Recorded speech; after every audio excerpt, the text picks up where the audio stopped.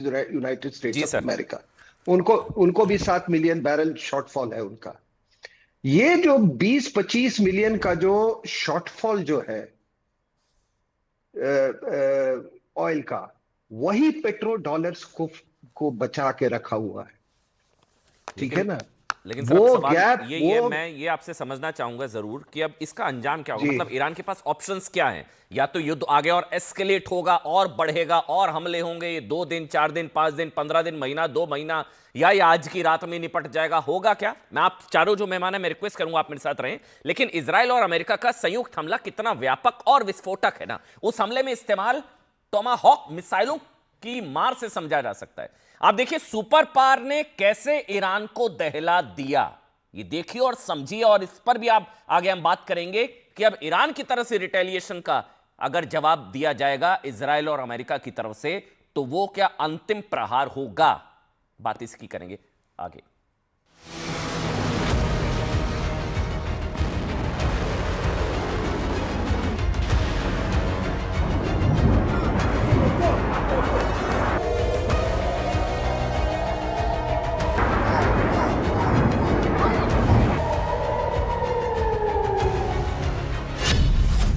दिन दहाड़े ईरान पर तूफानी हमला, 30 जगहों पर हवाई हमले।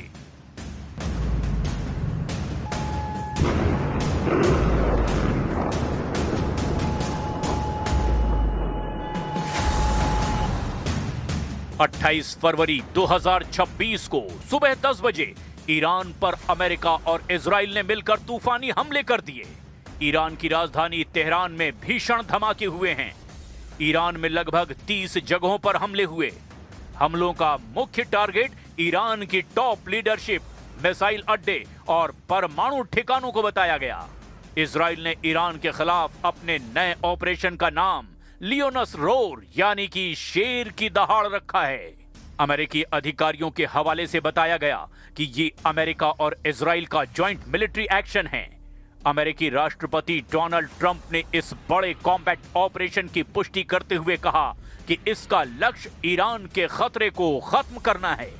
इजराइल ने दावा किया कि उसने ईरान के राष्ट्रपति मसूद पजेश्कियान और सुप्रीम लीडर अली खामनेई को निशाना बनाया है, लेकिन किसी के भी घायल होने या मरने की पुष्टि नहीं हुई है। ईरान में 30 जगहों पर अमेरिका और इजराइल ने हमले किए हैं। ईरान की राजधानी तेहरान में कई बम और मिसाइलों से स्ट्राइक की गई है। ईरानी शहर कोम में हमले हुए हैं। पश्चिमी ईरान के करमानशह पर भी हमला हुआ। ईरान के इस्फान पर हमला हुआ। तेहरान के पास सबसे बड़े शहर कराज पर हमला हुआ। कराज तेहरान के पास बड़ा शहर है। इस्फान यहां ईरान का सबसे बड़ा परमाणु अनुसंधान केंद्र और मिसाइल उत्पादन संयंत्र है। यहां पर भी हमले की खबर है। Began major combat operations in Iran. Our objective is to defend the American people by eliminating imminent threats from the Iranian regime, a vicious group of very hard, terrible people. Its menacing activities directly endanger the United States, our troops, our bases overseas, and our allies throughout the world. For 47 years, the Iranian regime has chanted death to America and waged an unending campaign of bloodshed and mass murder, targeting the United States, our troops, and the innocent people in many, many countries. אחיי ואחיותיי, אזרחי ישראל, לפני שעה קלה יצאו ישראל וארצות הברית למערכה משותפת, מבצע שאגת הארי. מטרת המבצע, לשים קץ לאיום ממשטר האייתולות באיראן. בשעה זו תוקף צה"ל מטרות של משטר הדיכוי. Fordow और Natanz, इन भूमिगत परमाणु ठिकानों पर bunker buster बमों से प्रहार की सूचना है। IRNA समाचार एजेंसी के मुताबिक इलम शहर के पश्चिमी और दक्षिण क्षेत्र में विस्फोटकों की आवाजें सुनाई दी गई। ईरान के सुप्रीम लीडर अली खामनेई के दफ्तर और घर पर भी हमला कर दिया गया।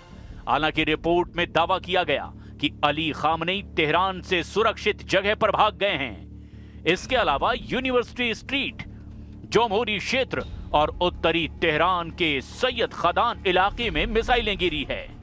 नेतन्याहू ने अमेरिका इजराइल के हमलों के बाद अपने पहले वीडियो मैसेज में तेहरान में शासन बदलने की बात कही। उन्होंने ईरान की जनता से कहा कि वो जुल्म के बोझ को हटाएं और एक आजाद और शांतिपूर्ण ईरान बनाएं। उनके मुताबिक अमेरिका इजराइल के हमले ऐसे हालात बनाएंगे जिससे ईरान के लोग अपना भविष्य खुद तय कर सकें। ट्रंप ने इस्लामिक रिवॉल्यूशनरी गार्ड्स यानी कि IRGC से कहा है कि वो आत्मसमर्पण कर दें, जबकि IRGC के कमांडरों ने दो टूक कह दिया कि हम आखिरी दम तक लड़ेंगे। परमाणु ठिकाने फोर्डो, नतांज और इस्फान के परमाणु केंद्रों पर भी भारी प्रहार किया गया है ताकि ईरान की यूरेनियम संवर्धन क्षमता को खत्म किया जा सके। सैन्य मुख्यालय, ईरान के रिवॉल्यूशनरी गार्ड्स यानी IRGC के मुख्यालयों और मिसाइल डिपो को निशाना बनाया गया। कोम, किरमानशाह, तबरीज, कारज, इलम और लोरेस्तान प्रांत में भी भारी बमबारी की खबरें हैं। ईरानी नौसेना को नष्ट करने के मकसद से दक्षिणी बंदरगाहों और तेल रिफाइनरीज जैसे बुशर पर भी हमले हुए हैं। ईरान पर हमला करने वाले इजराइल ने अपने ऑपरेशन का नाम लियोनस रॉर यानी शेर की दहाड़ और शील्ड ऑफ जूडा अलग अलग ऑपरेशन के लिए रखा है। अमेरिकी राष्ट्रपति डोनाल्ड ट्रंप के मुताबिक इस ऑपरेशन का मकसद ईरान की आतंकवादी क्षमताओं और परमाणु खतरों को जड़ से खत्म करना है। इसे ऑपरेशन एपिक फ्यूरी नाम दिया गया है। जबकि ईरान ने 45 मिनट में जबरदस्त पलटवार करते हुए पश्चिम एशिया में मौजूद अमेरिका के सभी सैन्य अड्डों पर हमले शुरू कर दिए हैं।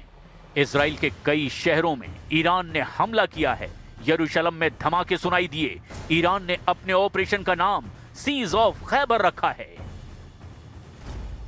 इजरायली और अमेरिकी दावों के मुताबिक ईरान में मौजूद खामनेई शासन के खात्मे तक जंग जारी रहेगी और ये तो पहला राउंड है जो अगले 4 दिन तक जारी रहेगा।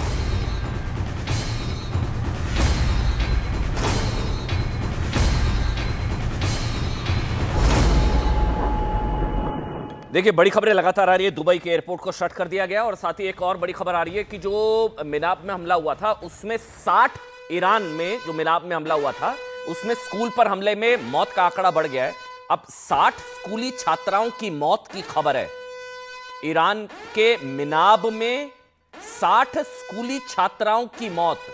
अब तक करीब 70 लोगों की मौत होगी। पहले ये जो हमला हुआ था मिनाब में, वो जो स्कूल में, उसमें 30 से 40 स्कूली छात्रों का जिक्र हो रहा था। अब 70 स्कूली छात्रों, 60 जो है स्कूली छात्रों की मौत की खबर अब इस वक्त आ रही है।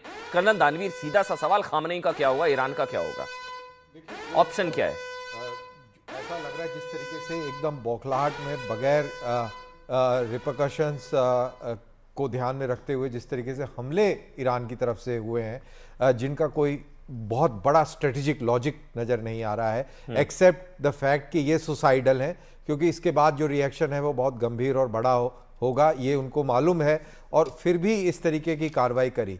तो क्या खamenei और जो उनके जो प्रेसिडेंट हैं क्या वो नहीं रहे हैं? क्या कमांड एंड कंट्रोल पूरा बिखर चुका है? क्या सेकंड रंग, थर्ड रंग पार्टी के लीडर्स जो हैं वो निर्णय ले रहे हैं, या क्या सिचुएशन है, क्या क्या कहानी है, ये क्लियर नहीं